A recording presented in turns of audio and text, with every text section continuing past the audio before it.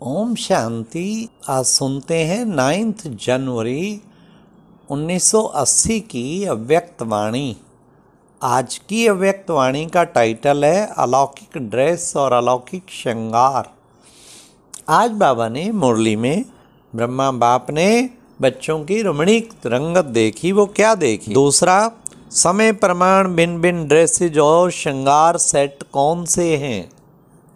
तीसरा, बाप दादा ने अनोखा ड्रेस कंपटीशन देखा। वो क्या देखा?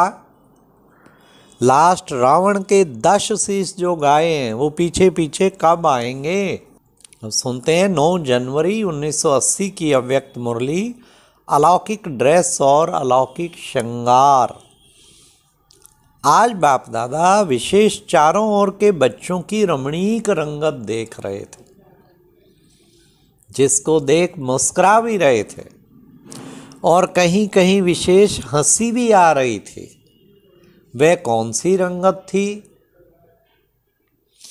बाप दादा देख रहे थे कि संगम युगी सर्वश्रेष्ठ और हीरे तुल्य युग के वासी और सर्वश्रेष्ठ बाप दादा के बच्चे, ईश्वरीय संतान, ब्राह्मण कुल की श्रेष्ठ आत्माओं को व लाडले सिक्की लद्दे बच्चों को बाप दादा ने विशेष सारे दिन के लिए भिन्न भिन्न प्रकार की ड्रेस और श्रृंगार, साथ साथ बैठने के स्थान व आसन कितने श्रेष्ठ दिए हैं। जो जैसा समय वैसी ड्रेस और वैसा ही श्रृंगार कर सकते हो। सतयुग में तो भिन्न भिन्न ड्रेसेज और श्रृंगार चेंज करेंगे, लेकिन संस्कार तो यहां से ही भरने हैं ना। ब्रह्मा बाप ने संगम युग की भिन्न भिन्न ड्रेसेज और श्रृंगार से ब्राह्मण बच्चों को सजाया है। लेकिन रमणीक रंगत क्या देखी?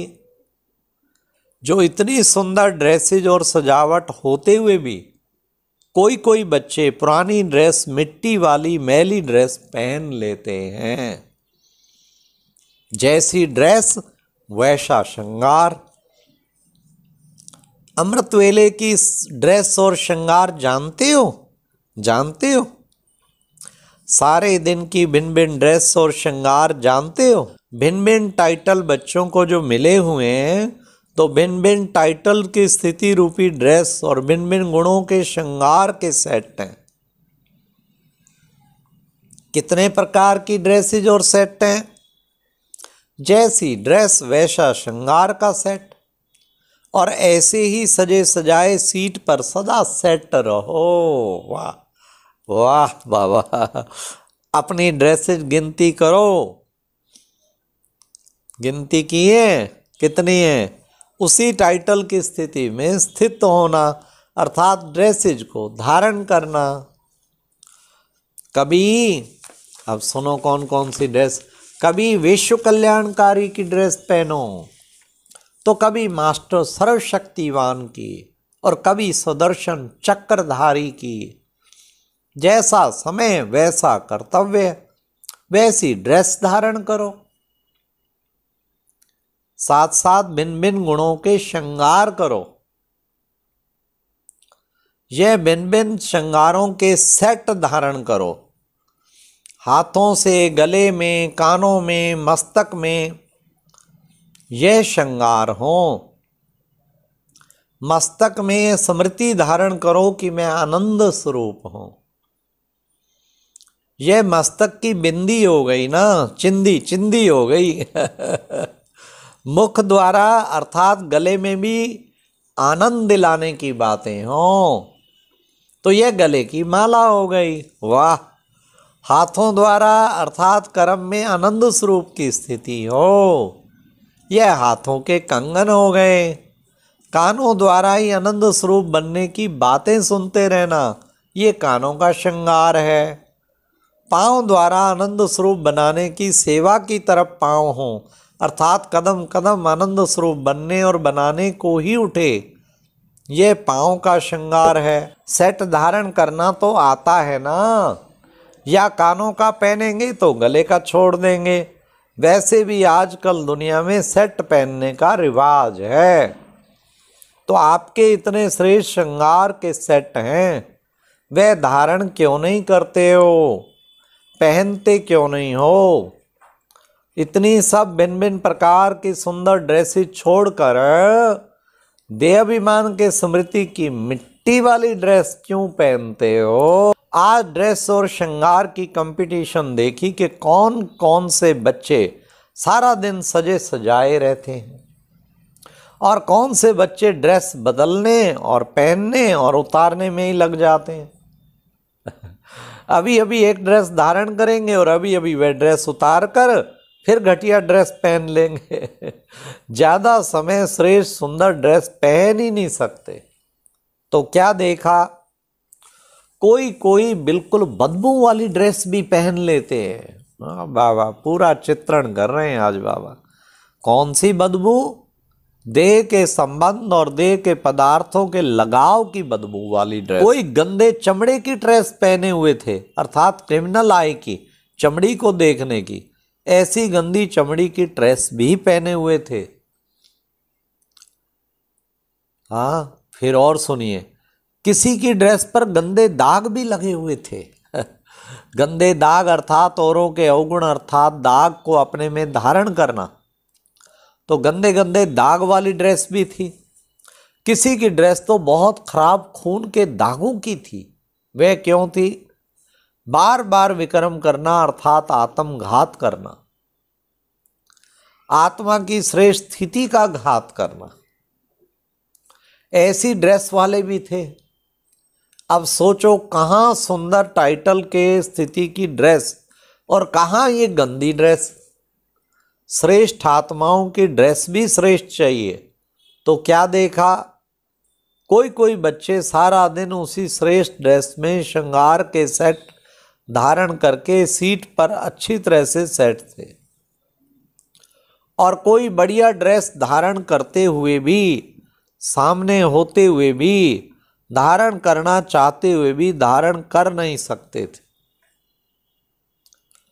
तो अमृत वेले से श्रेष्ठ श्रृंगार का सेट धारण करो। जब श्रेष्ठ टाइटल की ड्रेस पहनेंगे, गुणों का श्रृंगार धारण करेंगे, तो जैसे सतयुग में विश्व महाराजन व विश्व महारानी की राजाई ड्रेस के पीछे दास दासियां ड्रेस को उठाते हैं, वैसे अब मायाजीत संगम युगी स्वराज अधिकारियों की टाइटल रूपी ड्रेस में स्थित होने के समय 5 तत्व और ये 5 विकार आपकी ड्रेस को पीछे से उठाएंगे, अर्थात अधीन होकर चलेंगे। वाह वाह वाह, कमाल का चित्रण किया है। तख्ते को छोड़ तख्त नशीन हो जाओ। तो यह दृश्य अपने सामने लाओ, कैसे माया जीत के पीछे रावण के 10 शीश 10 सेवाधारी बन करके पीछे चलेंगे। अगर निरंतर की लंबाई नहीं होगी, टाइटल में टाइट नहीं होंगे, तो यही सेवाधारी ड्रेस उतार देंगे। क्योंकि लूज होगी ना। तो अब दृढ़ संकल्प से टाइटल की ड्रेस को टाइट करो, उतरे ही ना। दृढ़ संकल्प है बेल्ट, इससे टाइट करो तो सदा सेफ रहोगे। ब्रह्मा बाप व बाप दादा ने संगम का दहेज दिया है, लव मैरिज की है तो दहेज भी मिलेगा ना। तो दहेज है ये वैरायटी श्रृंगार के सेट और सुंदर ड्रेस। बाप दादा का दहेज छोड़ के पुराना दहेज यूज नहीं करो। कई बच्चे ऐसे करते हैं जो बाप दादा का दहेज भी जरूर लेंगे, वह लिया भी है, लेकिन साथ में पुरानी ड्रेस भी छिपा कर रखी है, इसलिए कभी उसे भी धारण कर लेते हैं। जब पुराना लगाव लग जाता है तो पुरानी ड्रेस पहन लेते हैं। अमूल्य ड्रेस को छोड़ फटी टूटी ड्रेस पहन लेते हैं। तो ऐसे मत होना, ऐसे मत करना। अब तक भी छिपा कर रखा है तो जला देना, और जला करके राख भी अपने पास नहीं रखना। वह भी सागर में स्वाहा कर देना, तो सदा सजे रहेंगे। और बाप के साथ दिल तख्त नशीन रहेंगे। तख्त से उतरेंगे तो फांसी तख्ता आ जाएगा। वाह वाह वाह। कभी लोभ का तो कभी मोह का, फांसी के तख्ते को छोड़ तख्त नशीन हो जाओ। दहेज संभाला हुआ है ना, यूज करो। दहेज सिर्फ रख ना दो, सिर्फ देखते रहो, बहुत अच्छा है, बहुत अच्छा है, लेकिन धारण करो और ड्रेस कंपटीशन में फर्स्ट नंबर आके दिखाओ। वाह वाह वाह। सुनाया ना, नंबर है निरंतर के ऊपर, निरंतर के ऊपर है नंबर। अच्छा, और अब यह एक बहुत अच्छी वीडियो भी जरूर देखें।